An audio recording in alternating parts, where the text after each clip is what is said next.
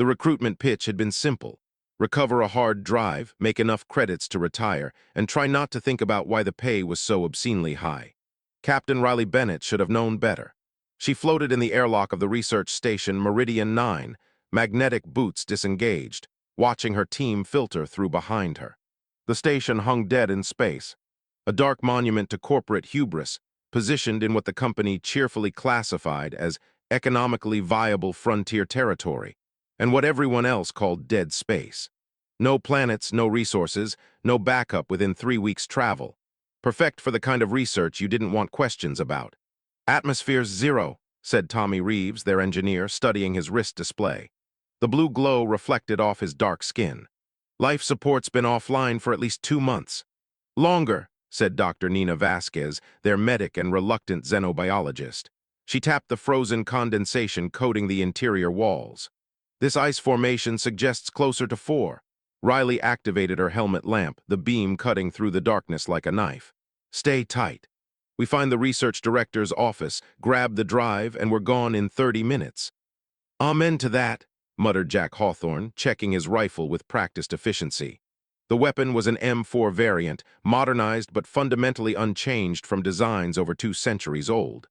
Ballistic, loud, uncivilized by galactic standards. Exactly what the mysterious Mr. Gray had specified.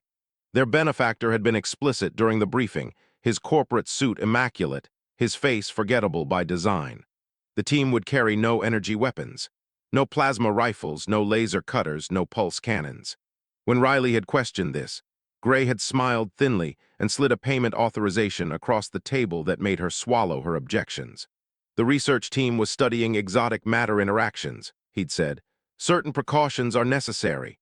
Precautions that came with enough money to buy a small moon. Riley pushed off the airlock wall, gliding into the main corridor. Her own rifle hung maglocked to her thigh, a comforting weight. Behind her, the team spread into a tactical formation that would have made their old Marine instructors weep with pride, even if they were doing it in zero-G with nothing but maneuvering jets and handholds. The station's interior stretched before them, a tomb of metal and silence. Emergency lighting panels had failed, leaving only their helmet lamps to push back the dark. Equipment floated past, tablets, coffee cups, a child's toy that made Riley's stomach clench. Someone had brought their family out here. "Got a map overlay," Tommy said, sending the data to their HUDs. A wireframe blueprint appeared, highlighting their position and the most direct route to the administrative section. "Director's office is 3 sections forward, up 2 levels. "Easy money," Jack said. Nina snorted.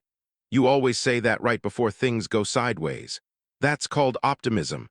That's called jinxing us." Riley maneuvered around a corner, using a wall-mounted handle to redirect her momentum.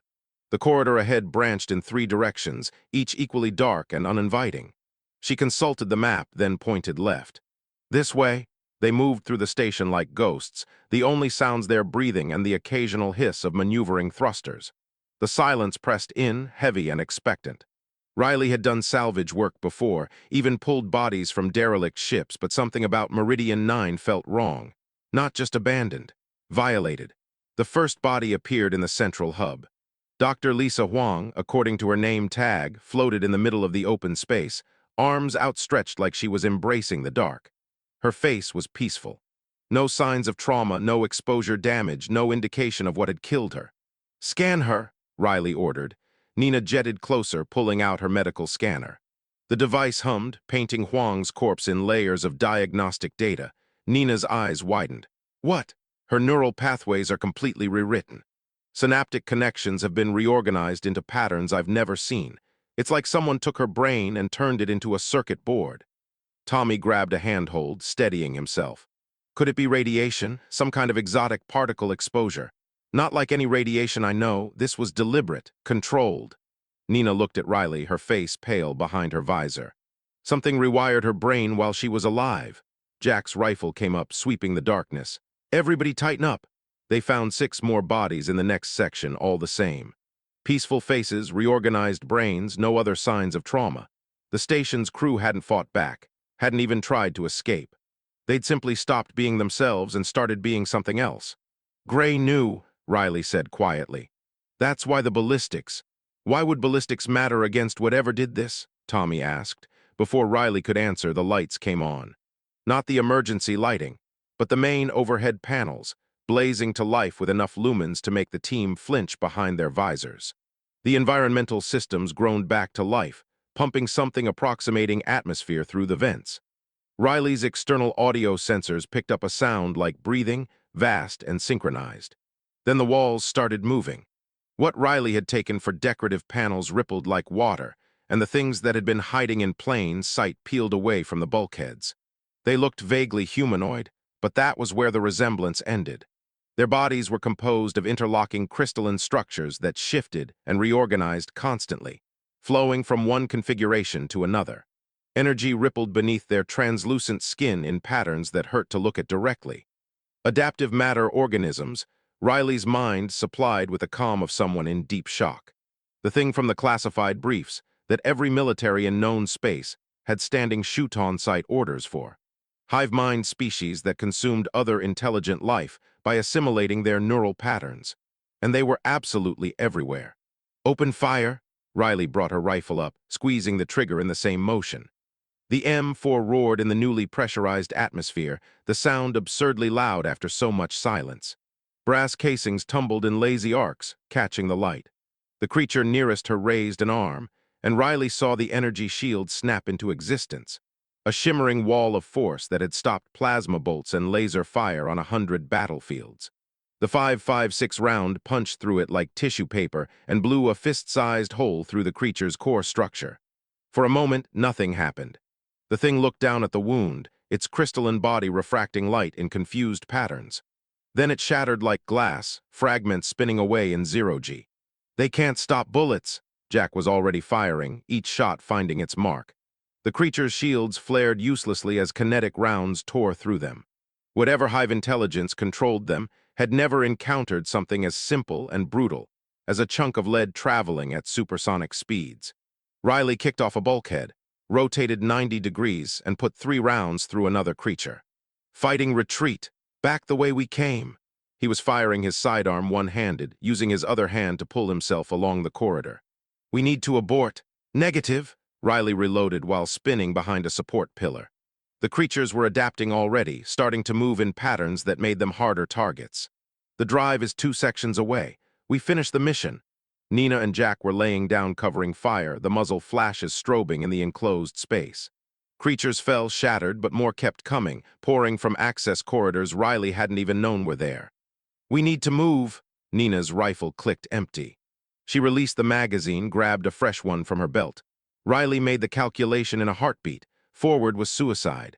Backward was failure and probably also suicide. The mission parameters had been clear. Retrieve the drive no matter what. Grenades! She yanked one from her harness, thumbed the safety. Frag out! She threw it down the corridor behind them, where the largest concentration of creatures surged forward.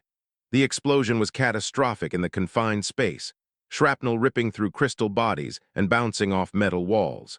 In the chaos, Riley grabbed Nina and Tommy, using her maneuvering jets to shoot them toward a side passage. Jack followed, firing backward, his face set in concentration. A crystalline limb reached for him, and he reversed his grip, driving his combat knife into the creature's approximation of a head.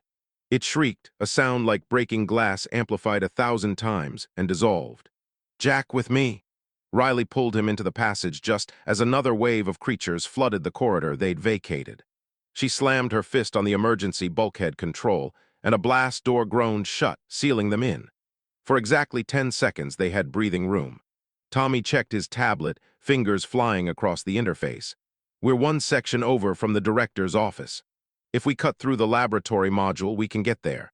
Then we go through the lab.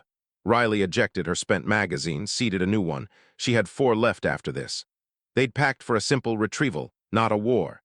The team moved through the laboratory module, past floating specimen containers and research terminals frozen mid-operation. The specimens were all crystalline fragments, suspended in containment fields that had failed when the power died. Riley understood now.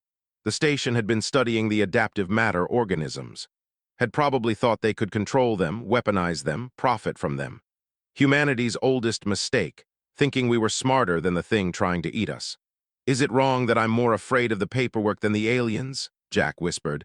What paperwork? Nina pulled herself along a workstation. The after-action report. You know how much I hate those forms. We survive this. I will personally fill out every form for the next year. Nina glanced at him. Also, Tommy said, not looking up from his tablet, Jack, it's your turn to do the dishes when we get back. The silence that followed was colder than hard vacuum. Excuse me, Jack turned, actually stopped moving forward to stare at Tommy. The dishes, your turn. We made a schedule. That schedule, Jack said with exaggerated patience, was invalidated when you used my personal coffee mug for your disgusting protein shakes. Riley pinched the bridge of her nose.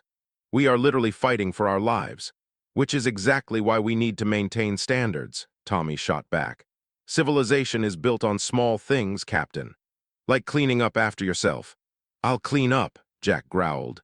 I'll clean up your blood when these things tear you apart for being a pedantic, the wall exploded inward. Creatures poured through the breach, moving faster now, their bodies reconfiguring into more aggressive shapes. Sharp edges, stabbing points. They'd learned. The team scattered, firing as they moved. Riley's rifle bucked against her shoulder, each shot careful and deliberate. Ammo conservation was critical now. She dropped 3 creatures, then kicked off toward what looked like the laboratory's emergency exit. Through there, she pointed with her rifle barrel. Nina reached the door first, yanking it open manually when the electronic controls refused to respond. Jack laid down suppressing fire, his shots methodical despite the chaos. Tommy threw their last fragmentation grenade, buying them precious seconds. They tumbled through the exit into a narrow maintenance corridor, and Riley spun, maglocking her boots to the deck long enough to brace herself. She fired controlled bursts back through the doorway, dropping creatures as they tried to follow. When her magazine ran dry, she dropped the rifle and drew her sidearm, continuing to fire. Jack appeared beside her, his own pistol barking. Together, they held the corridor for 15 seconds while Tommy and Nina sealed the door with an emergency weld, fusing it shut. The pounding started immediately, crystalline fists hammering against the metal. That won't hold long, Nina said. Doesn't have to. Riley checked her ammunition. 1 magazine for her pistol plus the partial in the rifle, maybe 30 rounds total. Tommy, how close? 50 meters. Next junction, take a right straight shot to the director's office. They moved, faster now, urgency overriding caution. The pounding followed them through the walls, creatures paralleling their path through the station's infrastructure. Riley could hear them in the ventilation, the access tubes, the spaces between spaces. The hive was awake and it was angry. The director's office was exactly what Riley expected. Sparse, functional, with a window overlooking the infinite dark of dead space. Director Paul Strand floated at his desk, hands resting peacefully on the surface, his rewritten brain making him just another node in the hive. Tommy went straight for the terminal, fingers flying. Got it, drive still in the system, pulling it now. 30 seconds, Riley said, watching the corridor. The creatures had gone quiet, which was somehow worse than the pounding. They're planning something, Jack muttered. Let them plan, we'll be gone. 20 seconds, Tommy said. The lights died. In the absolute blackness, Riley's helmet lamp felt pathetically small. She swept it across the corridor, catching glimpses of movement that vanished when the beam touched them. The creatures were testing them, learning their patterns. Tommy, 10 seconds. Something whistled past Riley's head, close enough that she felt the displacement. She fired blind, was rewarded with the sound of shattering crystal. More movement all around them now. They were surrounded. Got it! Tommy yanked the drive from the terminal, sealed it in a protective case. We're good. Back to the ship, fastest route. Riley grabbed him, used her jets to propel them both toward the exit. They burst into the corridor at speed, and the creatures hit them like a tsunami. Riley fired until her pistol clicked empty, then used it as a club, smashing crystalline bodies as they grabbed at her. Jack was screaming something wordless and furious, his knife in one hand and pistol in the other, creating a small circle of carnage. Nina had produced a scalpel from somewhere and was using it with surgical precision, targeting the creature's central mass. Tommy clutched the drive case to his chest with one hand, firing with the other. They carved through the hive in a running battle that felt like it lasted hours, but was probably less than 5 minutes. Riley's arms burned, her lungs ached, and she'd lost count of how many creatures she'd killed. The team fought like humans had always fought, with desperate violence and absolute refusal to die quietly. The creatures had never faced anything like it. Energy weapons they could adapt to, studying the wavelengths and configuring their shields. Exotic particles they could analyze and counter. But there was no elegant solution to a combat knife, or a bullet moving at velocities that made a mockery of their defensive systems. The hive kept trying to evolve a response, kept reorganizing its structures, but evolution took generations and the humans weren't giving it time to think. Riley grabbed a severed crystalline limb and used it as a club, smashing her way through to the airlock. Jack kicked a creature into a bulkhead with enough force to shatter it, then turned and fired his last 3 rounds into the mass pursuing them. Move, move, move. Riley shoved Nina through the airlock, then Tommy. Jack dove through and Riley followed, slamming the emergency button. The inner door sealed just as a wave of creatures slammed against it. The outer door cycled open, and the team tumbled into the blessed silence of vacuum, scrambling toward their ship tethered 100 meters away. Riley's lungs were screaming for air, her suit's recycler struggling to keep up with her oxygen demand. 50 meters, 30, 20. The ship's airlock gaped open, safety and salvation and the possibility of survival. Behind them, the station's airlock exploded outward. Creatures poured into space, their bodies reconfiguring for vacuum, growing propulsion systems, adapting in real time. Riley twisted, fired her maneuvering jets to maximum, and crashed through her ship's airlock with zero grace and maximum desperation. Tommy hit the button, and the door sealed with a solid thunk. That was the most beautiful sound Riley had ever heard. Through the porthole, she watched the creatures swarm over their ship's hull, searching for a way in. Jack, get us moving. He was already pulling himself toward the cockpit, moving hand over hand through the zero-G corridor. On it, the ship's engines roared to life, the vibration rattling through the hull. Riley felt the acceleration press her against the airlock door as Jack pushed the throttle to maximum, not bothering with gentle maneuvers or fuel conservation. The creatures clinging to the hull were scraped off as the ship rotated, tumbling away into the dark. Riley watched Meridian 9 shrink in the porthole, its hull crawling with crystalline bodies. She thought about the research team, their brains rewritten into nodes in a hive mind. Thought about Gray and whatever government or corporation he represented, willing to pay obscene amounts of money for proof that the hive existed this far into human space. "Did we get it?" she asked. Tommy held up the case, grinning despite the cuts covering his face. "Right here, Captain. Then it was worth it." "Speak for yourself," Nina said, floating nearby. She was checking a nasty gash on her arm, one that would need proper stitches. "I signed up for salvage work, not exterminating alien hives. The pay's the same either way." Jack's voice crackled over the intercom. "We're clear of their effective range. Setting course for the nearest station. ETA, 2 weeks. 2 weeks in a cramped ship with 3 other people, nursing their wounds and trying not to think about what they'd found." Riley could already feel the nightmares queuing up, waiting for her to close her eyes. "So," Tommy said into the silence, "about those dishes." Jack's response was immediate and creative, involving suggestions about what Tommy could do with the dishes that would require remarkable flexibility. Riley started laughing and couldn't stop.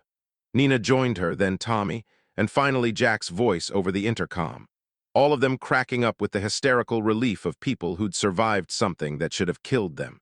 They were beaten, exhausted, traumatized, and probably going to have serious conversations with military intelligence once word got out about the hive.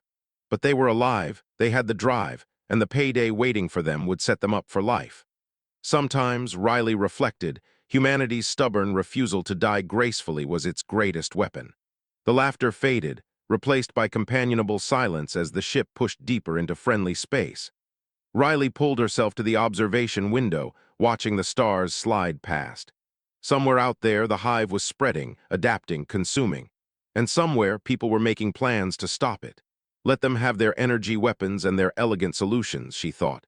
When they inevitably failed, when the situation got desperate enough, they'd call for the people who still remembered how to fight dirty. They'd call for humans. And humans would answer with bullets and blades and the kind of violence that made civilized species uncomfortable, because that's what humans did. They survived. They adapted. They won.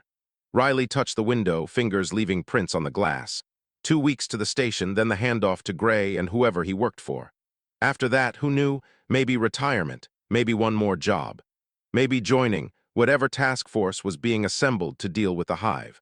Whatever came next, they'd face it the way they'd faced everything else. together armed to the teeth and probably arguing about whose turn it was to do the dishes. Behind her, Tommy and Jack's argument escalated to include detailed accusations about coffee mug misuse and whose responsibility it was to restock the medical supplies. Nina was trying to mediate, which only made things worse. Riley smiled, closed her eyes, and let the sound of her crew wash over her. They were alive. They'd completed the mission. And if the galaxy wasn't ready for what humanity brought to the fight, well, that was the galaxy's problem. The ship pushed onward through the dark, carrying its cargo of tired warriors and their prize. Behind them, Meridian 9 fell away into the endless night, a tomb and a warning and a promise of battles yet to come. But that was a problem for tomorrow. Today, they'd won. And that, Riley decided, was enough.